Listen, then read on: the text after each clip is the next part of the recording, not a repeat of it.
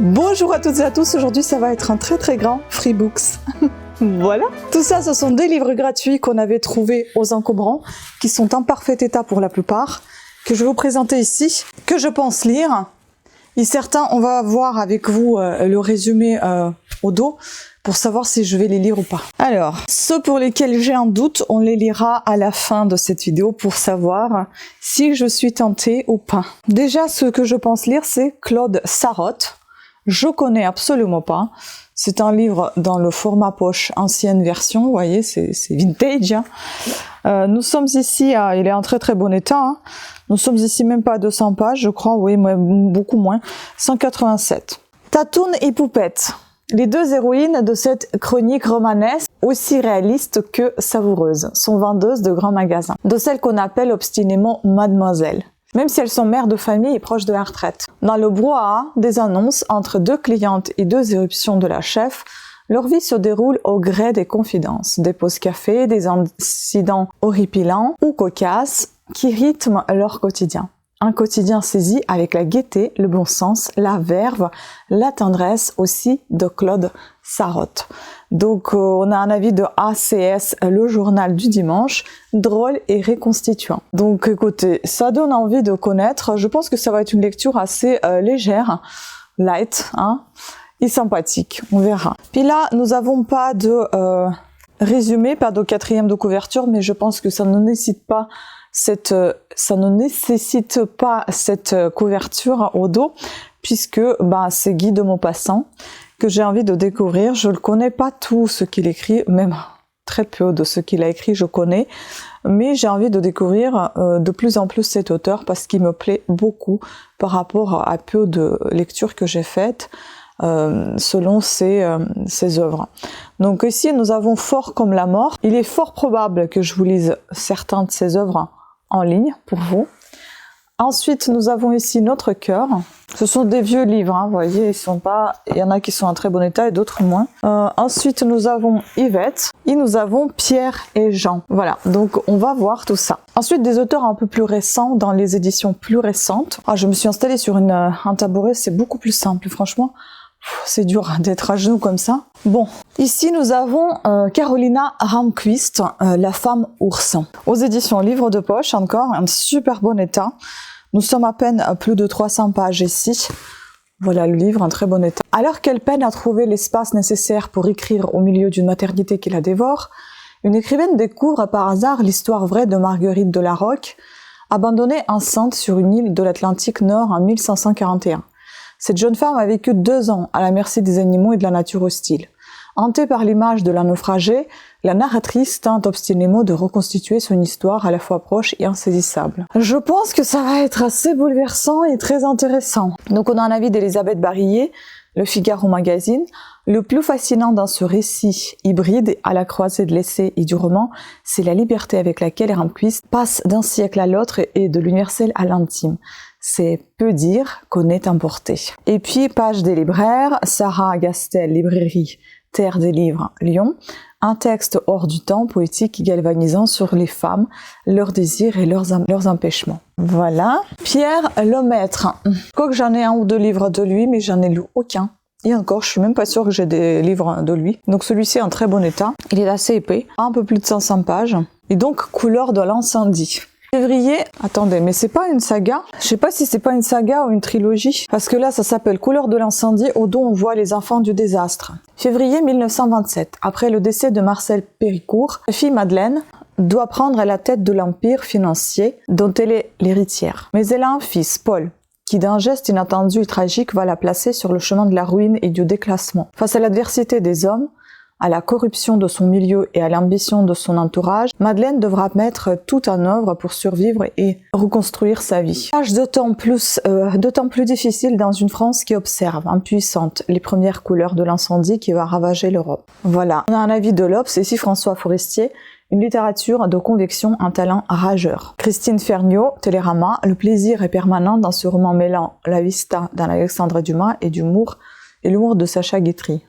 Et Valérie Gans, Madame Figaro, Valérie Jans, je sais pas, addictif, brillant, enthousiasmant. Je me demande si ça n'a pas été adapté en film, si film de Clovis Cornillac, Pierre Lemaître, Gaumont, dont les acteurs Léa Drucker, Benoît Poulvorde, Alice Saz, Clovis Cornillac, Olivier Gourmet, Jimmy Lopez, Alban Lenoir, Joanne Eldenberg et Fanny Ardant. Bah écoutez, j'ai jamais vu ce film, ou alors peut-être j'ai vu mais je m'en souviens pas, mais ça me parle pas trop. Bah écoutez, ça sera avec un grand plaisir de découvrir cet auteur et ce livre. Ensuite, on a un livre en moins bon état, mais tout aussi intéressant, j'ai l'impression. Jeanne Bourrin, La Dame de Beauté. Et vous remarquerez, tous ces livres, ils sont quand même dans les siècles assez anciens, sauf celui qu'on vient de voir, c'est 1927, et les autres, c'est en général 14e, 16e siècle. Donc ici, nous sommes à pas beaucoup de pages, un peu plus de 200 pages. J'ai regardé la pagination et les tarots, c'est rare qu'on voit ça comme ça, donc livre de poche toujours. Agnès Sorel fut la première maîtresse royale reconnue officiellement, affichée, comblée de titres et de biens, et s'identifia si parfaitement au siècle charnière qui a été le sien, le 15e. Elle en reflète le double aspect. Médiévale par la gaieté et la foi, déjà moderne par le goût du confort et les besoins matériels, Agnès a 21 ans lorsque, à Toulouse, elle rencontre Charles VII qui, lui, en a 40. La beauté d'Agnès fait de lui un amant subjugué, le transfigurant, de terne, inquiet, défiant, malchanceux, il devient joyeux, hardi, habile, plein d'allant. Avec le talent qu'on lui connaît, Jeanne Bourrin, l'auteur de La Chambre des Dames, je connais pas, fait revivre ses amours rayonnantes, des amours qui sont aussi de l'histoire. J'ai envie de découvrir ça. Ensuite, là, j'ai un petit doute, je ne sais pas si je l'ai déjà. Le journal d'Anne Frank. Je sais que j'ai le démêlement de ce journal. Là, on parle de pourquoi, comment elle a écrit ce journal. D'après ce que j'ai compris, j'ai aussi un CD avec la musique pour ce journal qui a été écrite, oui, et jouée par je ne sais plus qui, mais j'ai aussi le CD. Je voulais absolument me mettre dans l'ambiance en mettant le CD et en lisant. On verra maintenant si j'ai ça ou j'ai pas ça. Bon, de toute façon, si je ne l'ai pas, bah je vais le garder. Si je l'ai, bah soit boîte aux livres, soit je vais le vendre. Nous sommes ici à 350 pages, c'est assez dense. Et donc ici, nous avons en allemand, c'est marqué derrière, je crois, ou pas. Je ne sais pas en quelle langue c'est marqué derrière. Dit is zijn foto zoals ik me zou wensen. Après, je comprends pas. 20 lozin. Daar had ik nog wij hebben kans om naar Hollywood te gaan. Cette photo, et le reste, j'ai rien compris. Donc, 10 octobre 1942, Anne Frank, signé. Anne Frank, 10 octobre, ah voilà la traduction, 42. J'aimerais ressembler toujours à cette photo, alors j'aurai peut-être la chance d'aller à Hollywood. Voilà. Le dernier au livre de poche, et puis ensuite j'ai un Gélou, mais pareil, ça reste livre de poche, mais l'édition différente, en super bon état, une lecture complètement différente par rapport à tout ce qu'on a vu là. Donc Canesi Iramani, Villa, Tyler, je connais pas du tout ces auteurs, on n'est pas très loin de 400 pages ici. Diane, une jeune femme au caractère bien trempé, dirige une banque d'affaires parisienne. Son ascension professionnelle fulgurante est aux antipodes de sa vie personnelle, qui se résume en un mot désert. Un désert surgit des zones d'ombre de son enfance. À la mort de sa grand-mère, elle hérite de la luxueuse Villa Tyler à Marrakech, un lieu mythique qui renferme toutes les clés du passé de Diane, scrupuleusement dissimulées par son entourage. L'obsession de retrouver sa mère, qu'elle n'a pas connue, lui revient alors. Peu à peu, grâce à Alima, la gouvernante, Hassan, le jardinier aveugle, et Agathe, l'amie de sa grand-mère, elle va lever le voile sur les énigmes de son existence. Oh, ça va être les histoires de famille, les secrets de famille, ça va être sympa. Donc on en a vu ici de le magazine littéraire de Jean-Claude Perrier, un généreux roman classique à la française, psychologique en diable, riche à la fois en suspense et en rebondissement, j'adore. Mohamed Aïssaoui, Le Figaro littéraire, un récit hypnotique plein de verve, une véritable saga.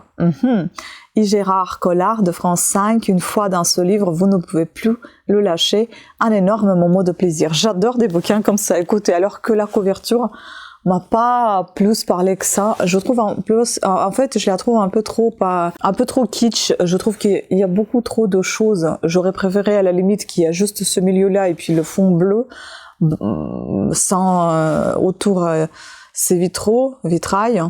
Oui, c'est vitraux. Mais bon, ça fait office quand même au palais de Marrakech, je pense, et donc du coup, il y a tout ça, voilà. Ensuite, on a un livre de poche, mais aux éditions Gélouf, Le Jardin Secret, l'histoire d'un lieu unique habité par la magie, l'espoir et l'amour de Frances Hodgson Burnett. Ça m'a donné envie. Donc, mais je pense qu'il faut pas être dans un mood de tristouné pour lire ce livre parce qu'il est archi triste, je pense. Mais à la fois très intéressant, très surprenant, très attachant, je pense. C'est ce qui m'a donné envie, c'est ce qui m'a donné cet avis aussi, c'est ce résumé. On est ici à 312 pages, et donc je pense que ça a été également adapté en film, puisque là on a Warner Bros. Présente, et on a donc les auteurs qui sont dans ce film, The Secret Garden. Ah donc, réalisé par Agnieszka Holland. Alors, je pense que ça, voilà, est-ce que ça existe en français, je ne sais pas. D'ailleurs, ça doit être la photo de film. Deux enfants, Marie et Colin. Ils sont cousins, mais ne se connaissent pas. Chacun perdu dans l'aile d'un manoir anglais qui pourrait être hurlevent. Elle, rescapée d'une épidémie de choléra aux Andes, maussade et capricieuse. Lui, condamné à ne pas vivre ou à être boussou. Petit Maharaja, délaissé et tyrannique jusqu'au jour où Mary découvre son existence. Et puis soudain, dans leur ville insolite, un jardin fabuleux et très secret, car interdit, caché depuis 10 ans derrière ses murailles. Clos sur ses merveilles ou sur son mystère. N'empêche, la curiosité est la plus forte. Et dès que Mary s'y ferait un passage, il devient pour les deux enfants raison de vivre. Secret partagé, une renaissance. Ça en fait un petit peu penser aux fleurs captives de Virginia Cleo Andrews. Un tout petit peu. Après, il faut voir. Ensuite, il y a ce livre que j'ai trouvé juste trop beau, trop magnifique. Fleurs, je vous aime de toutes les couleurs, de Mireille Guillet, des éditions Le Sureau. Un tout petit livre, qui est un livre de cuisine finalement. Mais bon, feuilleté, ça peut être sympa. 71 pages. Voilà, nous avons des recettes de fleurs dans ce livre. Je le trouve très beau. Magnifique. Et donc ici, joli mais pas seulement. Les fleurs gagnent à être connues ailleurs dans les massifs et un bouquet d'ornements. Ce livre très simple pour débutantes, propose des recettes exclusivement de fleurs et non de feuilles, de graines ou de tubercules. Les plus courantes et les plus faciles à trouver. Les fleurs peuvent se préparer de différentes façons, cuites ou crues, en salade ou pour accompagner un plat, comme dessert, en gelée ou en confiture. Leur couleur et leur forme varient à l'infini, transformant un simple plat en un véritable tableau que les enfants adorent. Leur goût varie considérablement et même si nous les reprochons de plantes qui nous sont plus familières, à certaines surprennent. Riches en vitamines et en sels minéraux, elles sont peu caloriques, sans parler de leurs vertus médicinales qui appartiennent à un tout autre registre. Écoutez, ça donne envie de connaître. Ça donne envie de connaître, mais je ne sais pas si je m'aventurerai à faire des plats de fleurs, mais pourquoi pas? Gâteau à la rose. Une tasse de pétales de rose rouge, 2 œufs, 80 g de sucre, 80 g de farine, un décilitre de lait, un sachet de levure, une demi-cuillère de vanille, une demi-cuillère à café de vanille, un quart de cuillère à café de sel, une cuillère à soupe de beurre et sucre glacé, colorant alimentaire rouge. Ça peut être sympa, hein? Gelée de pétales de rose. De roses. Mais enfin, après, il faut trouver des fleurs comme ça. Moi, j'aurais pris des fleurs de jardin parce que des fleurs de... Je sais pas où est-ce qu'on peut trouver des fleurs consommables. Il faut peut-être aller chercher dans des boutiques spécialisées parce que aller acheter juste des roses chez un fleuriste, je pense qu'elles sont quand même traitées. Donc, on peut pas tout prendre non plus et faire. Mais écoutez, ça donne envie de découvrir quand même cette petite cuisine. Et si jamais j'en fais quelque chose de ce livre, eh ben, vous le saurez sur ma chaîne Vita Beauté. Je vous invite à vous abonner. Et maintenant, j'ai des livres de doute, donc je vais vous les présenter, on va lire ensemble le résumé de ces bouquins, et je vais décider plus tard si je vais les bouquiner ou pas. Donc il y a ce livre-là, Performance, de Simon Liberati, c'est un roman qui a gagné le prix Renaudot aux éditions Grasset. En très bon état, on a même un petit mot de quelqu'un ici. On n'est pas loin de 300 pages, mais je pense que malgré que ça soit pas très très gros comme bouquin, je pense que ça va être très intense et assez compliqué à lire. Je ne sais pas, mais j'ai cet avis-là. Alors, Performance, ou la rencontre explosive entre un romancier en perdition, sa ravissante belle-fille et les Rolling Stones de la première époque. Un écrivain de 71 ans, déserté par l'inspiration après un AVC et menacé d'interdit bancaire, se voit proposer une série télévisuelle sur les débuts des Stones, de leur arrestation pour usage de stupéfiants en 67 à la mort de Brian Jones en 69. Voilà qui va lui permettre de vivre son histoire d'amour scandaleuse et passionnée avec Esther, dont un demi-siècle le sépare. Tous deux le savent, leur amour est condamné. Elle a la beauté du diable et lui approche du terme fixé par le diable de Faust de Don Juan de Dracula. Mais la grâce de la jeunesse perdue fait miraculeusement y ressurgir de l'abîme Marianne Faithfull, Anita Pallenberg et Brian Jones. Ce roman au souffle éblouissant met en scène la dernière aventure d'un écrivain qui vampirise l'innocence d'un amour réprouvé pour insuffler vie à ses personnages. Je pense que ça va être très complexe et assez emmêlé. Donc Simon Liberati est l'auteur de 12 livres dont Jane Mansfield, 1967-2011 prix féminin Eva aux éditions Stock. Le précédent c'est Grasset 2015 et California Girls Grasset en 2016. Écoutez, je connais pas du tout cet auteur, mais pourquoi pas le découvrir, ça a l'air sympa. Alors, on continue avec Anne Dupré ou Anne Dupéré. À chaque fois, je sais pas du tout comment prononcer son nom, mais c'est même pas Anne à chaque fois. On continue avec Annie Dupéré et le livre il est quasi neuf en fait, il est neuf même. Et Nina Vidrovitch, de la vie dans son art, de l'art dans sa vie. Ce sont des lettres. Ah, ça, j'adore. Waouh, en plus, c'est dédicacé, le livre. Oh, waouh. Je ne sais pas si c'est dédicacé ou si c'est une lettre à la fin de tout ça. Il y a la lettre, donc, de Nina et de Anne. De Annie, pardon. Décidément, ça veut pas le faire, hein, le nom, le prénom. Donc, ici, nous sommes à 307 pages.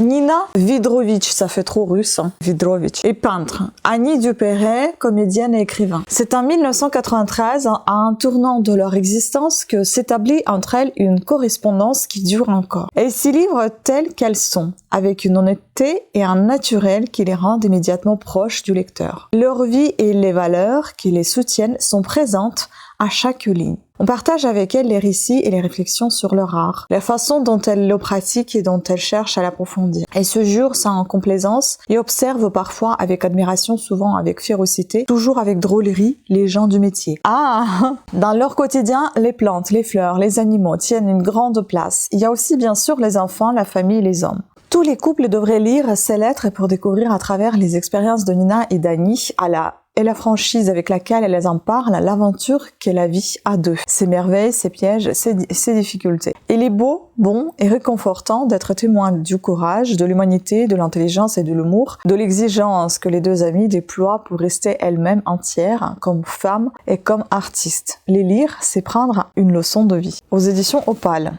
Et même devant, on a une lettre. En fait, c'est une lettre qui continue, qui commence devant et continue à la fin. Ah, édition Noyel, pardon. C'est édition Noyel. À la fin, c'est marqué Opale. Non, c'est édition Noyel. À découvrir, hein. C'est la journée Annie Dupéré, en fait. Vous voyez, il y a encore 2 livres d'elle, troisième là. Je suis désolée, j'ai toujours des problèmes de gorge. J'en suis pas malade, mais c'est enflammé, j'en ai marre. J'attends avec impatience mon rendez-vous ARL qui aura lieu en mars. Allons voir plus loin, veux-tu?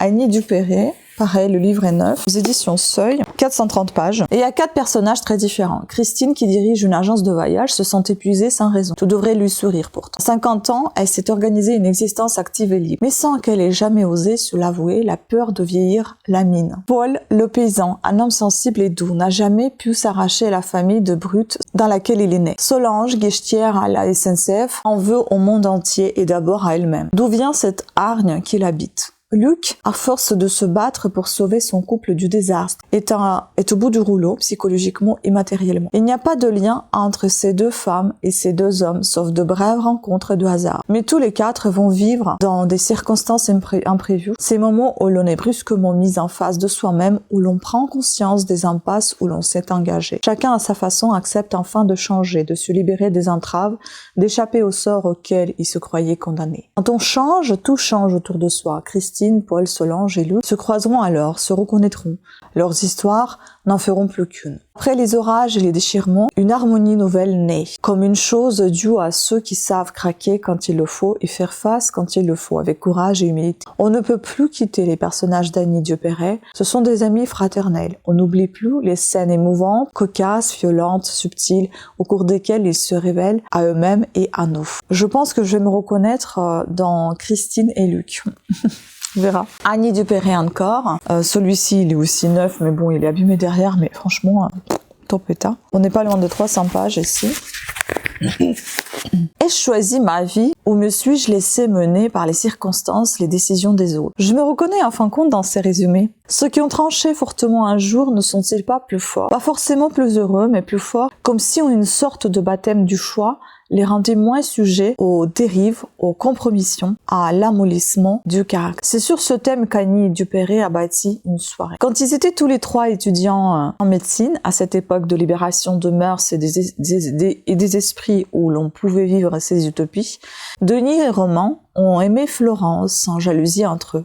Et Florence les a aimés l'un et l'autre. Romain a quitté la France, Denis et Florence se sont mariés. Les années ont passé douces et harmonieuses. Lors d'une soirée chez des amis, Romain réparé. Il revient d'Afrique, mais c'est du passé qui semblait surgir. Il aime toujours Florence. Que va-t-elle faire? Rien de ce qu'on croit, car elle prend conscience en une soirée que jusqu'alors elle n'a rien décidé dans son existence. Elle a consenti, elle n'a pas choisi. Cela lui semble tout à coup insupportable. Annie Dupéré raconte avec autant d'acuité le parcours de Florence que ce qu'il advient de Denis et de Romain. Chaque lecteur, qu'il soit femme ou homme, trouvera des échos de lui-même dans ce roman émouvant, inattendu comme est la vie, souvent drôle, toujours généreux. Ça commence à me plaire, cette autrice. Et puis le dernier livre d'elle également, et puis encore un tout dernier, mais c'est pas de Annie Dupéré. Donc Les Chats de Hasard, aux éditions Seuil, ce sont des récits. Et ça se présente comme ça, c'est qu'il y a des images, des illustrations, des illustrations des chats. Juste parce que se parle des chats, c'est déjà, ça me donne envie, parce que j'adore les chats.